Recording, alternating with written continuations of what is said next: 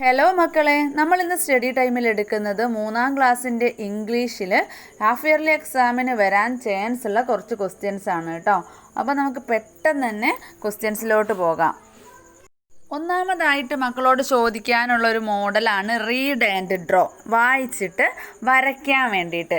അപ്പോൾ ഇവിടെ ഒരു മോഡലായിട്ടുള്ള ഒരു ക്വസ്റ്റ്യൻ എന്താ പറഞ്ഞിട്ടുള്ളത്? Draw A house. ആദ്യം തന്നെ നമ്മളൊരു വീട് വരയ്ക്കുക, പറയുന്ന കാര്യങ്ങൾ മാത്രം വരച്ചാൽ മതി കേട്ടോ.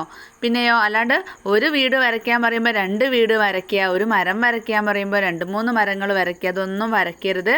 കറക്റ്റ് പറയുന്നത് മാത്രം വരയ്ക്കുക. ആദ്യം ഒരു വീട് വരയ്ക്കുക, അതിനുശേഷം draw A tree near the house അല്ലേ. അപ്പം വീടിൻ്റെ അടുത്തായിട്ട് ഒരു മരം വരയ്ക്കുക. പിന്നെയോ draw A bird on the tree, മരത്തിന് മുകളിൽ ഒരു പക്ഷിയെ വരയ്ക്കുക. Draw 2 birds flying in the sky, ആകാശത്തിൽ 2 പക്ഷികൾ പറക്കുന്ന ചിത്രം വരയ്ക്കുക. പിന്നെയോ draw A plant with flowers under the tree, മരത്തിൻ്റെ ചുവട്ടിലായിട്ട് പൂക്കളൊക്കെ ഉള്ള ചെറിയൊരു ചെടി കൂടെ വരയ്ക്കാം. അടുത്തതായിട്ട് വരാൻ ചാൻസ് ഉള്ളൊരു ക്വസ്റ്റ്യൻ ആണ് കേട്ടോ. ഈ വേർഡ്സ് ഒക്കെ മക്കൾ പഠിച്ചു കേൾക്കുക. സ്നേക്കിൻ്റെ സൗണ്ട്സ് അല്ലേ, ഓരോന്നിൻ്റെ സൗണ്ട്സ് ആണ്. അപ്പോൾ നമ്മൾ പാഠഭാഗത്ത് പഠിച്ചിട്ടുണ്ട്. ചിലപ്പം ഇത് മൊത്തമായിട്ട് തന്നിട്ട് ടെക്സ്റ്റിലുള്ളതുപോലെ തന്നിട്ട് പിന്നെ ഇതിൻ്റെ നെയിംസും സൗണ്ട്സും എഴുതാനായിരിക്കും പറയുക. ചിലപ്പോൾ ചേരുംപടി ചേർക്കാനായിരിക്കും, ചിലപ്പോൾ അതൊന്നുമില്ല നിങ്ങൾ പൂരിപ്പിക്കാനായിരിക്കും പറയുക. അപ്പോൾ എങ്ങനെയായാലും ഇത് ഫുള്ളായിട്ട് പഠിച്ചു വെക്കുക.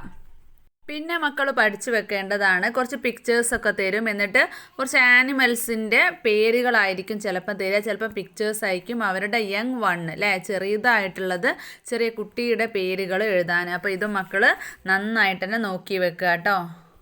പിന്നെയുള്ള ഇമ്പോർട്ടൻ്റ് ആയിട്ടുള്ള ഒരു ചോദ്യമാണ് the crow saw Rocky trying to climb up the tree അല്ലേ.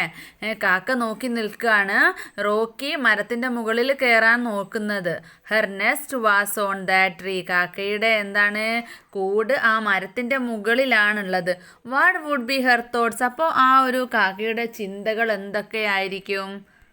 അപ്പോൾ ഈ ഒരു ക്വസ്റ്റ്യനൊക്കെ നമ്മൾ ക്ലാസ്സിൽ പറഞ്ഞിട്ടുണ്ട്. അപ്പോൾ നിങ്ങൾ ഈ പാഠഭാഗത്തിൻ്റെ ക്ലാസ് എടുത്ത് നോക്കുക കേട്ടോ.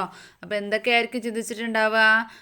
ആ പപ്പി മരത്തിൻ്റെ മുകളിൽ കയറുമോ അല്ലേ, കുഞ്ഞുങ്ങൾ തനിച്ചാണ്, പപ്പി കുഞ്ഞുങ്ങൾ എന്തെങ്കിലും ചെയ്യോ, പെട്ടെന്ന് തന്നെ അവിടെ എത്തണം, അങ്ങനെയൊക്കെ ആയിരിക്കും ക്രോ ചിന്തിച്ചിട്ടുണ്ടാവുക അല്ലേ.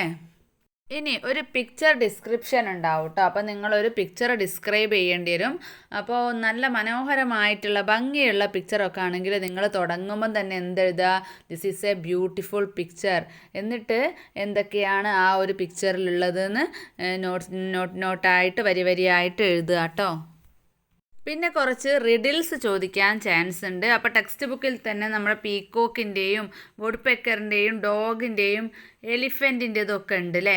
അപ്പോൾ അതുപോലെ നിങ്ങൾ പാഠഭാഗത്ത് പഠിച്ച, ഇനി ചിലപ്പോൾ ക്രോനെ സംബന്ധിച്ചുള്ളതുണ്ടാവാം, അങ്ങനെ പാഠഭാഗത്ത് പഠിച്ച ആനിമൽസോ ബേർഡ്സോ ഒക്കെ ആയിട്ട് ബന്ധപ്പെട്ട കടങ്കഥകളൊക്കെ ചോദിക്കുക കേട്ടോ. പിന്നെ നിങ്ങളോട് ഒരു ആൻസർ തന്നിട്ട് കടങ്കഥ ഉണ്ടാക്കാനും പറയാം. അപ്പം നിങ്ങൾ കുറച്ച് ഫസ്റ്റ് ലൈനൊക്കെ നോക്കി വെക്കുക. ലാസ്റ്റ് ഹു ആം ഐ, ഞാൻ ആരാണ്, അതിൻ്റെ സ്പെല്ലിംഗ് ഒക്കെ ഒന്ന് നോക്കി വെക്കുക കേട്ടോ. ഇനി വരാൻ ചാൻസ് ഉള്ളൊരു ക്വസ്റ്റ്യനാണ്, പിന്നെ ഓരോ ആനിമൽസിനോ ബേഡ്സിനോ ഒക്കെ തന്നിട്ട് അവയെക്കുറിച്ചിട്ടൊരു 4 വരി പോയം എഴുതാൻ വേണ്ടിയിട്ട്. അപ്പോൾ നിങ്ങൾ തത്തേൻ്റെതോ അല്ലേ, പാരറ്റ്, ക്രോ, ക്യാറ്റ് അങ്ങനെയൊക്കെ വെച്ചിട്ട് അതിൻ്റെ കളറും അതെങ്ങനെയാണ് കരയുന്നത് എന്നൊക്കെ ഉള്ള രീതിക്ക് 4 വരി കവിത എഴുതുക. അതുപോലെ തന്നെ നിങ്ങൾക്ക് ഏതെങ്കിലും ഒരു 4 വരി കവിത തന്നിട്ട് അതുപോലെ താഴെ വരികൾ ഉണ്ടാക്കാൻ പറയാം. അപ്പോൾ ജസ്റ്റ് 1-ാമത്തെ വരിയും 2-ാമത്തെ വരിയൊക്കെ സെയിം ആയിരിക്കും, ചിലപ്പോൾ ലാസ്റ്റ് വരിയും സെയിം ആയിരിക്കും. 3-ാമത്തെ വരിയിലൊക്കെ ചില വേർഡുകൾ മാറ്റാനുണ്ടാവും, അല്ലെങ്കിൽ ഏത് വരിയിലാണോ നോക്കുക, അവർ ചെയ്യുന്ന പ്രവർത്തനത്തിൻ്റെ വേർഡുകൾ മാറ്റാനുണ്ടാവും. അപ്പോൾ അത് മാത്രം മാറ്റി കവിത അതുപോലെ എഴുതുന്ന സമയത്ത് തന്നെ നിങ്ങൾക്ക് ഫുൾ മാർക്ക് കിട്ടും കേട്ടോ. പിന്നെ ഒരു ഡയറി എഴുതുന്നത് നമ്മൾ ഈ പാഠഭാഗത്ത് പറഞ്ഞിട്ടുണ്ട്, ആക്ടിവിറ്റി 10. അപ്പോൾ നിങ്ങൾ എന്ത് ചെയ്യുക? ഡയറി എഴുതുന്നത് ഡേറ്റ്, ടൈം, എങ്ങനെയാണ്, എന്ത് വെച്ചിട്ടാണ് തുടങ്ങേണ്ടത്, എങ്ങനെയൊക്കെയാണ് എന്നുള്ളത് ഒന്ന് നോക്കി വെക്കണേ. പിന്നെ മൈ പെറ്റ് അല്ലേ, നിങ്ങളുടെ പെറ്റിനെ കുറിച്ചിട്ട് എഴുതാൻ വേണ്ടി, ഡിസ്ക്രൈബ് ചെയ്യാൻ വേണ്ടിയിട്ട് ഉണ്ടാവും കേട്ടോ ചിലപ്പോൾ. അപ്പോൾ അത് നോക്കി വെക്കുക. നിങ്ങളുടെ പെറ്റിൻ്റെ പേര്, നിങ്ങൾക്ക് എത്രത്തോളം പ്രിയപ്പെട്ടതാണ്, അതൊക്കെ വെച്ചിട്ട് നിങ്ങളൊരു 4 വരി എഴുതാൻ പഠിച്ചു വെക്കുക. പിന്നെ write what you can do and you cannot do അല്ലേ, ചെയ്യാൻ കഴിയുന്നവയും കഴിയാത്തവയും എഴുതുക. ഐ ക്യാൻ എന്ന് വെച്ചിട്ട് കഴിയുന്നവ എഴുതുക, ഐ കനോട്ട് എന്ന് വെച്ചിട്ട് കഴിയാത്തവ എഴുതാം. പിന്നെ identify the slogan related to the symbol. അവിടെ ഓരോ സിമ്പൽ തന്നിട്ടുണ്ടാവും. അപ്പോൾ അതുപോലെ തന്നെ ബോക്സിൽ ചിലപ്പോൾ എന്താണ് അതിൻ്റെ സ്ലോഗൻ തന്നിട്ടുണ്ടാവും. ഉദാഹരണത്തിന് ഒരു പ്ലാസ്റ്റിക്കിൻ്റെ ചിത്രം തന്നിട്ട് എന്താണ് പ്ലാസ്റ്റിക് ഉപയോഗിക്കരുത് എന്നുള്ളൊരു ചിത്രം തന്നിട്ടുള്ളത് avoid plastic and protect nature അല്ലേ. പിന്നെ വെള്ളം വെറുതെ ഉറ്റിപ്പോകുന്ന ഒരു ചിത്രമാണെങ്കിൽ സേവ് വാട്ടർ സേവ് ലൈഫ്. അങ്ങനെ അതുമായിട്ട് ബന്ധപ്പെട്ടിട്ടൊരു ചിത്രം തന്നിട്ടുണ്ടാവും, അതിൻ്റെ സ്ലോഗൻ കൊടുത്തിട്ടുണ്ടാവും. ചിലപ്പോൾ ചിത്രം മാത്രമായിരിക്കും, സ്ലോഗൻ നിങ്ങൾ എഴുതേണ്ടി വരും. അപ്പം ജസ്റ്റ് അതും കൂടെ ഒന്ന് നോക്കി വെക്കണേ.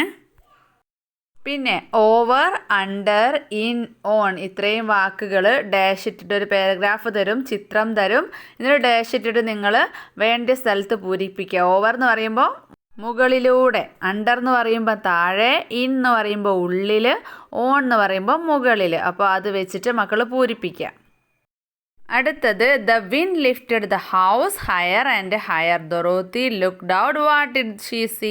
Describe the scene. അപ്പോൾ ഈ കാറ്റ് വന്നിട്ട് വീട് ഉയരത്തിലേക്ക് പൊക്കി പൊക്കി കൊണ്ടുപോകുന്ന സമയത്ത് ദൊറോത്തി പുറത്തേക്ക് നോക്കുമ്പം കണ്ട കാഴ്ചകൾ എന്തൊക്കെയാണെന്ന് മക്കൾ എഴുതാനാണ് കേട്ടോ. ചിലപ്പോൾ ആ ഒരു ചിത്രം തരും, അല്ലെങ്കിൽ നിങ്ങൾ ഭാവനയിൽ നിന്ന് എഴുതണം. അപ്പോൾ അതും പാഠഭാഗത്തുണ്ട്. ക്ലാസ്സിൻ്റെ വീഡിയോ കണ്ടാലും മക്കൾക്ക് ആൻസർ കിട്ടും കേട്ടോ. പിന്നെ ഒരു കുഞ്ഞ് സ്റ്റോറി തന്നിട്ട് അതിൻ്റെ താഴെ ക്വസ്റ്റ്യൻസ് തരും കേട്ടോ. ചിലപ്പം പോയം ആയിരിക്കും തരിക, അല്ലെങ്കിൽ സ്റ്റോറി ആയിരിക്കും. എന്നിട്ട് താഴെ ക്വസ്റ്റ്യൻ തരും. അപ്പോൾ മക്കൾ ക്വസ്റ്റ്യൻ നന്നായിട്ട് വായിക്കുക. അപ്പോൾ ആ ഒരു ക്വസ്റ്റ്യനിൽ തന്നെ വരുന്ന ആ ഒരു ലൈനായിരിക്കും കേട്ടോ ആൻസർ ആയിട്ട് വരിക മിക്കവാറും. അപ്പോൾ മക്കൾ അതൊക്കെ നോക്കി, അത്രയും സിമ്പിളായിട്ടുള്ള ക്വസ്റ്റ്യൻ ആൻസേഴ്സാണ് വരിക. അപ്പോൾ അതൊക്കെ ഫുള്ളായിട്ട് ചെയ്യുക കേട്ടോ. പിന്നെ ഉണ്ടാവാൻ ചാൻസ് ഉള്ള 2 ക്വസ്റ്റ്യൻസാണ് പസിലും കോൺവെർസേഷനും കേട്ടോ. അപ്പോൾ 2 യൂണിറ്റിലുള്ള കോൺവെർസേഷനും മക്കളൊന്ന് നോക്കി വെക്കുക. അതുപോലെ തന്നെ പസിൽ സിമ്പിളായിരിക്കും കേട്ടോ, ആനിമൽസിൻ്റെയോ ബേർഡ്സിൻ്റെയോ അല്ലെങ്കിൽ നിങ്ങൾ പാഠഭാഗത്ത് പഠിച്ച വാക്കുകളുമായിട്ടുള്ള ബന്ധപ്പെട്ട പസിലുകളായിരിക്കും. അപ്പോൾ ഈ ഒരു വീഡിയോ കണ്ടതിൽ നിന്ന് മക്കൾക്ക് നാളേക്ക് എന്തൊക്കെയാണ് പഠിക്കേണ്ടത്, അല്ലെങ്കിൽ ഇത്രയും ഭാഗം ഞാൻ പഠിച്ചിട്ടുണ്ടോ എന്ന് നോക്കാൻ വേണ്ടിയിട്ട് പറ്റിയെന്ന് വിചാരിക്കുകയാണ്. അപ്പോൾ സ്റ്റഡി ടൈമിൻ്റെ മറ്റൊരു ക്ലാസ്സിൽ കാണാം.